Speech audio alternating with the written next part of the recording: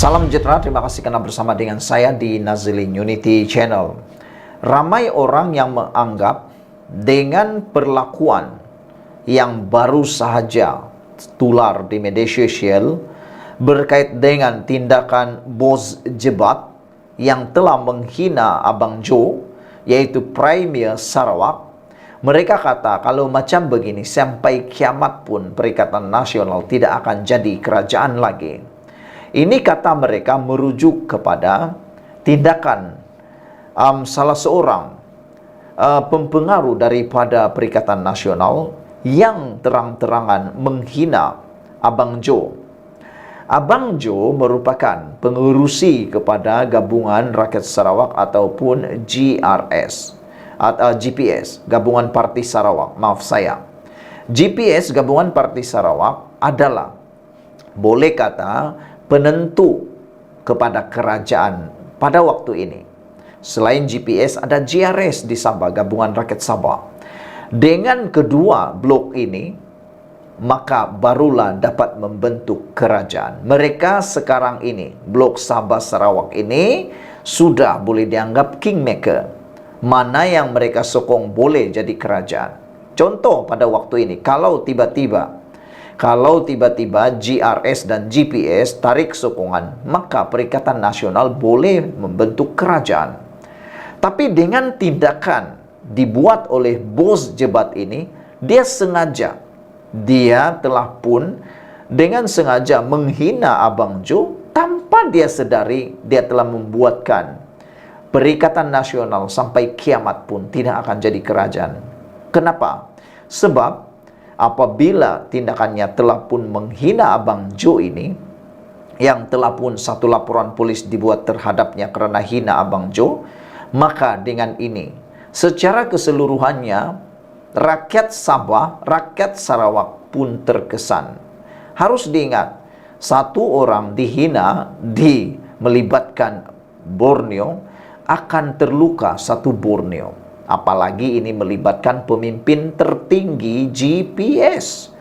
Apabila itu berlaku, sudah tentu seluruh rakyat Sarawak menyokong Abang Jo. Bila seluruh rakyat Sarawak menyokong Abang Jo, minta maaf, minta ampun, mereka tidak akan menyokong Perikatan Nasional lagi. Lebih-lebih lagi, dikatakan bos jebat ini ialah salah seorang ahli PAS. Maka dengan itu Sarawak pasti menolak Perikatan Nasional dan PAS. Jadi apakah ini akan menyebabkan PAS dan Perikatan Nasional sampai kiamat pun tidak akan jadi kerajaan kerana sudah menyinggung perasaan GPS? Anda jawablah sendiri. Satu laporan polis telah dibuat oleh Setiausaha Politik Premier Sarawak John Ngigor terhadap seorang individu menggelarkan dirinya bos jebat yang disifatkan biadab dan merendah-rendahkan Premier Sarawak Abang Johari Openg. John berkata laporan di Balai Polis Satok di sini dibuat susulan video berdurasi 4 menit yang menghina serta merendah-rendahkan Premier Sarawak telah tular di TikTok dan kemudiannya dimuat naik ke laman sosial Facebook. Selain merendahkan Premier Sarawak, dalam video tersebut individu itu juga berkata seolah-olah Sarawak bukan sebagian daripada Malaysia. Kenyataan sedemikian akan menimbulkan perasaan tidak senang hati terhadap orang Semenanjung. Kamu mahu perkara ini dihentikan, katanya. Kami mahu perkara ini dihentikan, katanya kepada pemberita selepas membuat laporan itu hari ini. John berkata beliau tidak mahu keharmonian dalam negara terjejas kerana sikap individu yang tidak bertanggung jawab itu dan mahu tindakan tegas diambil segera. Kita tidak mahu perkara merendahkan ini berterusan. Diharap pihak polis akan mengambil tindakan tegas terhadap beliau. Kita mahu keharmonian kaum, keharmonian agama kekal di negara ini. Orang seperti itu perlu diberi pengajaran, katanya lagi. Dalam video yang tular itu, individu berkenan menyatakan ketidakpuasan hatinya terhadap Menteri Pelancongan Seni dan Budaya Tiong King Seng yang disifatkannya sebagai sombong dan angkuh. Selain itu, dia turut mengaitkan Abang Johari dengan pemilihan Tiong sebagai menteri, mengatakan seolah-olah tiada calon yang layak memegang portfolio kementerian tersebut. Jadi dengan ini, adakah PAS akan ambil komitmen untuk memecat ahlinya ini, ataupun mereka akan keluarkan kenyataan memohon maaf. Ya, tunggulah nanti. Sekian dulu untuk kali ini. Jangan lupa tinggalkan komen Anda. Bye-bye. Salam sejahtera, terima kasih karena bersama dengan saya di Nazilin Unity Channel. Ini salah satu cara untuk mengelak daripada lebih ramai orang yang bertindak durhaka terhadap Raja-Raja Melayu. Gubal Aktahas tangani derhaka terhadap Raja-Raja Melayu, kata pemuda UMNO. Banyak yang dinyatakan oleh pemuda UMNO, yang dipersoalkan banyak netizen. Tapi kali ini disokong penuh oleh kebanyakan netizen. Hampir 100% menyokong kenyataan pemuda UMNO. Bagaimana pula dengan Anda? Adakah juga Anda setuju dengan cadangan UMNO ini supaya satu Aktahas digubal untuk menangani tindakan derhaka terhadap Raja-Raja Melayu? Pemuda UMNO hari ini mencadangkan kerajaan dan parlimen supaya menggubal satu undang-undang khas untuk mengawal sebarang tindakan tidak beradab dan dianggap derhaka terhadap Raja-Raja Melayu. Ketuanya Dr. Akmal Saleh berkata, ini kerana tindakan sedemikian telah mewujudkan prasangka terhadap institusi raja-raja dan sepatutnya dipertahankan dan bukan diperlekehkan. Pemuda UMNO mengecam sekeras-kerasnya tindakan yang tidak menghormati institusi raja dan akan terus menegur mana-mana individu atau parti yang melakukan sedemikian. Pemuda UMNO juga menyarankan agar satu undang-undang khas digubal oleh kerajaan dan parlimen untuk mengawal sebarang tindakan tidak beradab, malah derhaka terhadap institusi Raja-Raja Melayu, sejajar dengan prinsip rukun negara, katanya menerusi satu kenyataan pada hari ini. Dr. Akmal secara khusus merujuk kepada kenyataan yang dikeluarkan oleh Presiden PAS Abdul Hadi Awang dan ahli Parlimen Pasir Gudang Hasan Abdul Karim. Abdul Hadi dalam kenyataan hantarannya di Facebook yang bertajuk Ketinggian Islam Wajib Dipertahankan, mengingatkan bahwa Islam adalah keutamaan dan memberi peringatan kepada semua supaya mereka menjaga akidah masing-masing. Saya sekadar memberikan peringatan kepada penganut Islam supaya menjaga dan mempertahankan akidah masing-masing. Bukanlah menghina khususnya pengamal undang-undang dan semua yang terlibat dengannya, daripada kalangan para hakim dan peguam termasuk ahli parlimen, adun bahkan raja-raja, supaya berwawasan akhirat dengan bijaksana memandang ke akhirat sana, bukan memandang kepentingan dunia di sini sahaja, katanya. Sementara itu, Hasan pula berkata yang di Pertuan Agong adalah tertakluk kepada sistem raja berperlembagaan dan bukannya raja mutlak. Katanya mereka mesti mematuhi peruntukan perlembagaan dan tidak mengikut selera dan sentimen peribadi. Agong juga seperti ahli-ahli politik kena patuh dan hormati perlembagaan persekutuan, kata Hasan Abdul Karim. Perkara yang tidak ada dalam perlembagaan tidak boleh diadakan sesuka hati. Yang boleh memindah perlembagaan hanya satu badan saja, yaitu parlimen, katanya. Dalam perkara ini, Agong telah cross the line, melangkaui batas, kata ahli parlimen PKR itu. Mengulas lanjut, Dr. Akmal berkata kedua-dua ahli politik itu telah membuat kenyataan yang amat tidak bersesuaian. Institusi raja bukan modal untuk sesiapa meraih dividen politik bagi survival mana-mana individu atau parti. Ia harus dimartabatkan, dipelihara dan dihormati, katanya lagi. Dengan ini kita setuju, gubal Aktahas tangani derhaka terhadap raja-raja seperti mana yang dinyatakan oleh pemuda UMNO. Sekian dulu untuk kali ini. Jangan lupa tinggalkan komen Anda, tekan butang subscribe. Kita jumpa lagi. Bye-bye. Salam sejahtera, terima kasih karena bersama dengan saya di Nazilin Unity Channel. Ini keputusan dan pendedahan Anwar Ibrahim yang paling mengejutkan kita. Terima kasih Anwar Ibrahim atas keputusan ini. Kata Anwar, kalau dia tak bayar cukai, geledah, ambil tindakan, katanya. Saudara, bagi kita yang tinggal di Malaysia, tindakan menyorok, tidak membayar cukai itu tindakan jenayah. Tindakan membayar cukai itu wajib. Kerana apabila Anda tidak membayar cukai, itu satu perbuatan yang sebenarnya berdosa. Perdana Menteri Anwar Ibrahim mahu lembaga hasil dalam negeri LHDN supaya melaksanakan tugas mengutip cukai dengan lebih tegas. Katanya ini mesti dilakukan tanpa mengira kedudukan sesebuah syarikat atau pangkat individu itu. Anwar berkata masih terdapat syarikat gergasi dan naga yang masih culas membayar cukai kepada kerajaan.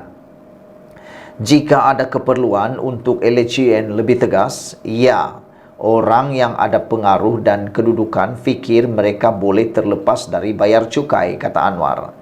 Kita tidak boleh bagi gambaran yang paling atas maha kaya terselamat daripada tindakan. Mesti ada kesungguhan bayar cukai, kata Anwar. Saya selalu sebut, saudara kaki tangan LHDN, jalankan tanggung jawab. Apakah dia Ahmad atau Aseng atau Tan Sri atau Tun, saya tak kira, kata Anwar. Kalau dia tak bayar cukai, LHDN geledah, ambil tindakan, katanya. Ketika merasmikan majlis sambutan Hari Hasil 2024 di Cyberjaya hari ini.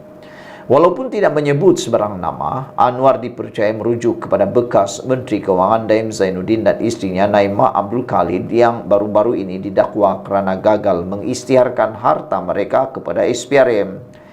Suruhanjaya anti rasuah itu juga sebelum ini mengarahkan anak bekas Perdana Menteri Dr. Mahathir Mohamad, Mirzan dan Mokhzani untuk mengisytiharkan harta mereka. Mengimbas sejarah naik taraf LHDN daripada sebuah jabatan kepada agensi pada 1 Mac 1996, Anwar yang ketika itu adalah Menteri Kewangan berkata, dia menerima laporan terdapat puluhan syarikat gergasi terkenal negara yang sukar dan liat membayar cukai. Ada yang bayar cukai setengah, ada yang bayar suku kerana syarikat ini terlalu besar, gergasi, naga. Siapa yang berani singgung, katanya. Mereka, kaki tangan LHDN ketika itu secara berani melaksanakan tugas tanpa mengira gergasi dalam perniagaan dan berjaya mengutipnya. Dan mengenang kesungguhan dan risiko yang dihadapi, saya memutuskan menaikkan status jabatan menjadi agensi atau lembaga, katanya lagi. Anwar pada ucapannya turut memaklumkan bahawa kerajaan pada masa sama memberi tumpuan kepada usaha mengurangkan defisit melalui langkah mengurangkan hutang dan amalan tata kelola yang baik. Katanya, pemimpin negara tidak boleh mewariskan hutang kepada generasi akan datang yang akan menjadi beban kepada mereka seperti yang diwarisi kerajaan hari ini. Kata Anwar, kutiplah hasil banyak manapun. Tetapi amalan kita itu kalau boros dan tiris, bebanannya kepada generasi akan datang. Itu bukan pemimpin yang baik, kata beliau lagi. Saudara-saudara sekalian, keberanian Anwar mula makin tersela. Kata Anwar, Tan Sri atau Tun tak kira, mereka perlu bayar cukai. Kita harus menyokong usaha Anwar Ibrahim ini. Kita jumpa lagi. Bye-bye. Salam sejahtera. Ini satu berita yang mengejutkan semua. Apabila satu laporan menulis, Kelantan antara tertinggi kes jenayah seksual kanak-kanak walaupun ada undang-undang syariah. Itu kata Menteri KDN. Menteri Dalam Negeri Saifuddin Nasution Ismail berkata, Kelantan merupakan antara negeri yang merekodkan kes jenayah seksual kanak-kanak yang tinggi walaupun negeri itu mempunyai kanun jenayah syariah. Dia berkata demikian ketika mengulas kenyataan ahli Parlimen Sikh Ahmad Tarmizi Sulaiman yang mencadangkan negara perlu mengamalkan undang-undang syariah untuk mencegah kes jenayah seksual kanak-kanak. Ahmad Tarmizi, dia kata peningkatan salah laku ke atas jenayah seksual kanak-kanak ini berpunca daripada kegagalan undang-undang yang ada sekarang sebab tak dilaksanakan enakmen syariah. Kanun jenayah syariah ini dibuat di Kelantan. Tapi Kelantan antara negeri kes yang paling tinggi, katanya pada pemberita di Putrajaya hari ini. Katanya berdasarkan statistik polis, kes jenayah seksual kanak-kanak semakin meningkat di negeri Kelantan, Terengganu dan Kedah. Sementara menurun pula di Pulau Pinang jika dibandingkan bagi tahun 2022 dan 2023. Semalam, Ahmad Tarmizi memetik laporan statistik Ketua Polis Jabatan Siasatan Jenayah Muhammad Suhaili Muhammad Zain memberitahu Dewan Rakyat bahawa jenayah seksual kanak-kanak meningkat sebanyak 11.8 atau 202 kes dari tahun lepas sehingga awal tahun ini. Katanya, undang-undang sivil di Malaysia tidak dapat mengendalikan kes demikian, menjadi punca peningkatan jenayah seksual bawah umur. Dia mencadangkan undang-undang syariah perlu digubal di setiap negeri untuk mengelakkan perkara ini berlaku dan juga berkata, Akta Mahkamah Syariah Bidang Kuasa Jenayah 1965 juga dikenali sebagai RUU 355 perlu dipindah bagi memastikan jenayah seperti itu dapat dicegah. Bagaimanapun, Saifuddin menolak pandangan tersebut sebagai tidak berasas.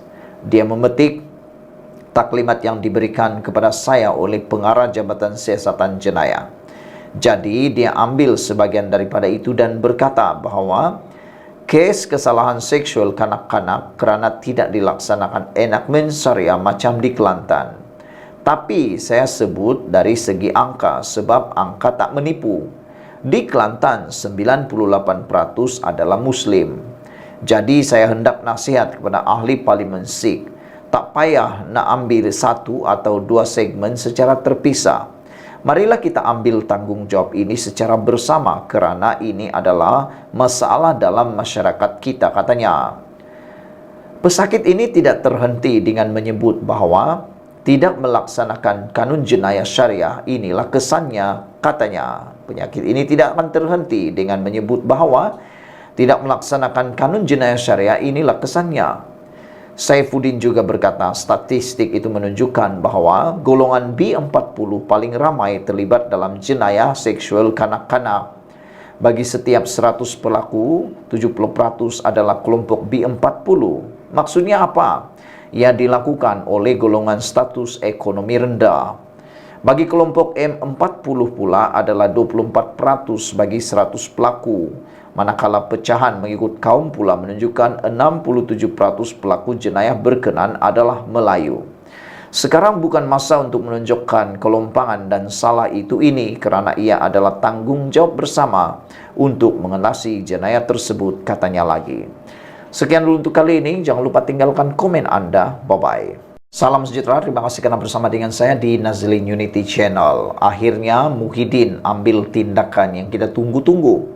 Selepas mahkamah telah pun menarik balik pembebasan Muhyiddin Yassin, membatalkan pembebasan Muhyiddin Yassin, ini tindakan terkini Muhyiddin Yassin. Muhyiddin akhirnya merayu kepada Mahkamah Persekutuan untuk membebaskan daripada tuduhan kes rasuahnya.